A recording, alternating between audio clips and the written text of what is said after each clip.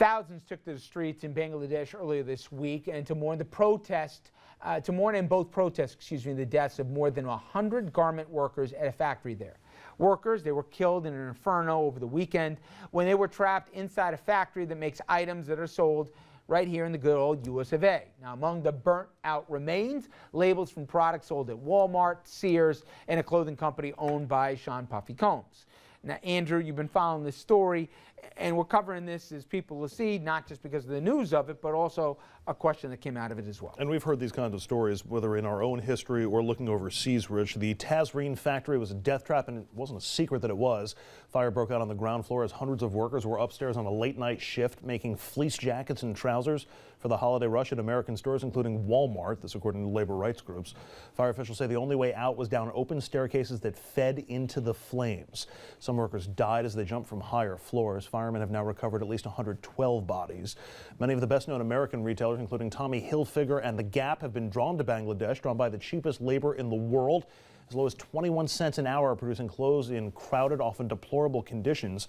Turns out Walmart inspectors were warned last year that the factory had violations and/or conditions which were deemed to be high risk. This according to a document on the factory website. Yet Walmart continued to let their clothing be made at the factory, according to workers groups who found clothing with Walmart's private label Faded Glory in the burned out remains this weekend. There have been more than 600 garment factory fire deaths in Bangladesh over just the past 5 years. Walmart has now confirmed that one of its suppliers did place orders for its clothes to be made at the factory, but Walmart, famed for its tight control of its supply chain, says that was done without its knowledge and violated Walmart's policies. The company says it has now fired that supplier and that its thoughts are with the families of those who died making those clothes. Rich?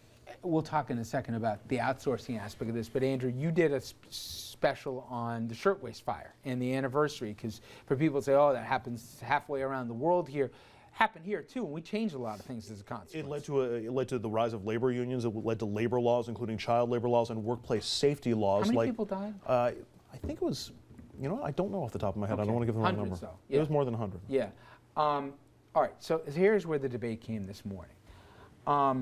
Now, it's a little more complicated because Walmart apparently got a heads up a year ago that this was a sketchy factory with violations and everything. They continue to do business there. I think we'd all agree that if anybody kept doing business with the same vendor, let's say in Bangladesh after this fire, complete shame on you, and they deserve everything else.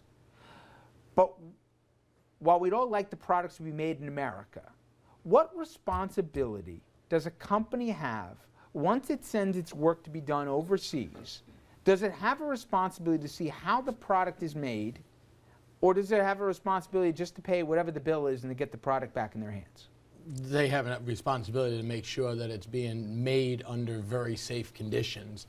I don't think they should dictate to how much people are being paid, et cetera, but the work environment should not be an environment where people should have to fear for their lives. So you think Walmart, among others, should be culpable for what happened at the fire? I certainly think that we should know what happened. We should be told who was buying those products. We should be told that a year ago they were alerted to it and let the American people make a decision whether or not they want to go to Walmart over the next 6 months or not. It is tragic, and the only thing that we could agree with, or we should all agree with, is that at 21 cents an hour, they should not see an Obama tax hike. They should just not. They don't make enough money for that.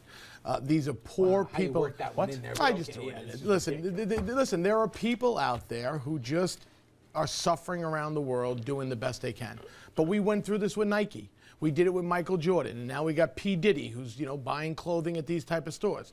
Unless we put a big spotlight on this, it's never going to change. But then again, the answer at the end of it is that on the other side, let's not rush to say, well, we want to bring all these clothing back to here because you're going to be paying 7, 8, 10 times more for that little sweater you have. That's the problem. When you rely on PR, when you rely on bad PR as being the thing that holds these companies' feet to the fire and keeps them responsible for the conditions of the factories overseas, you keep getting the next one. Yes, Nike corrects its problem, but then you wind up with Walmart. Let's say Walmart corrects its problem, but then it's Target. Target corrects it, and it keeps going and going and going. But you can't well, you certainly can. You can boycott those companies. You can regulate it, and you can make the American companies at least civilly liable for damages to those families, so that the people in Bangladesh, their family members, should be able to sue. There has to be a downside to outsourcing it for the cheapest denominator. I don't know I'm all for that. But I'm also saying, as long as we accept outsourcing as legal, to say that what happens 2,000 miles away, that you have to have the same culpability and responsibility as the person whose factory you're giving the job to,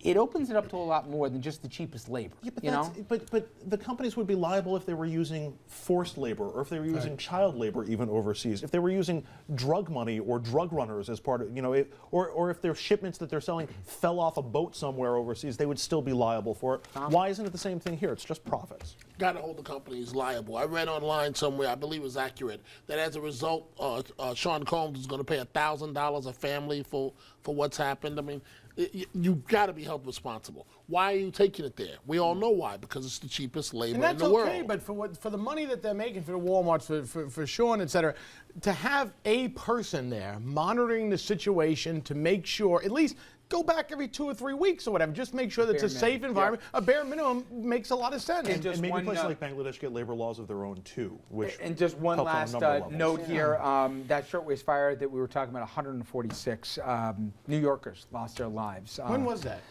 About 101 years ago. Yeah. All right, when we come back, we're going to talk some sports here. Football, baseball, and more. Some interesting debates. Got some Hall of Fame nominees, and also a coach on the way out says something very interesting. We'll talk about that as well. Stay with us.